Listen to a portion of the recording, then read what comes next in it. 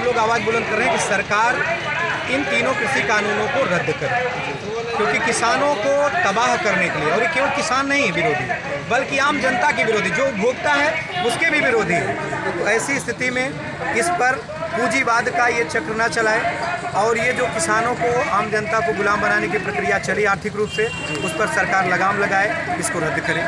इसके अलावा जो राष्ट्रीय शिक्षा नीति है, जिसमें प्राइवेटाइजेशन लगातार बढ़ावा देने की बात हुई है, जिसमें ये हुआ है कि शिक्षा महंगी हो, और परंपरागत पेशे पर आधारित जो व्यवसाय है उसको बढ़ावा देने की बात कही। इसका मतलब है कि जो परंपरागत व्यवसाय हैं वो जातिगत व्यवसाय होते हैं, और जातिगत जो व्यवसाय हैं उनको बढ़ावा दे करके ये क्या करना चाह रही हैं कि जो जिस जाति में परंपरागत पेशे थे उसी में अटके रह जाएं, उनके बच्चे कलम की पावर तक न पहुँचने पाएँ, और विभिन्न पदों पर जो है नीचे से लेकर ऊपर तक वहाँ न पहुँचने पाएँ। इन सब स्थितियों के खिलाफ हम लोग लगातार लड़ाई लड़ रहे हैं।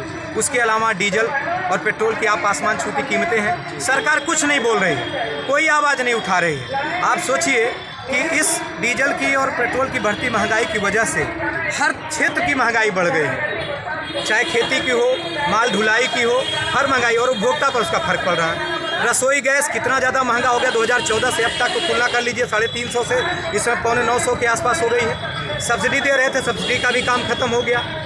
जो हमारे कुटीर उद्योग थे, छोटे छोटे उद्योग धंधे, जिसमें सबसे ज़्यादा रोजगार मिला हुआ था गरीब आम जनता को, वो रोजगार छीन लिया गया, और कुटीर उद्योगों को बर्बाद करके।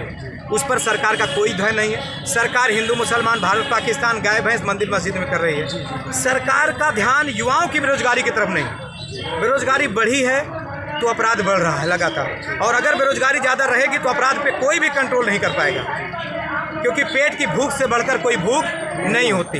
तो हम लोग उस पर लड़ाई लड़ रहे हैं कि सरकार बेरोजगारी पर ध्यान दे, उद्योगों पर ध्यान दे, शिक्षा पर ध्यान दे।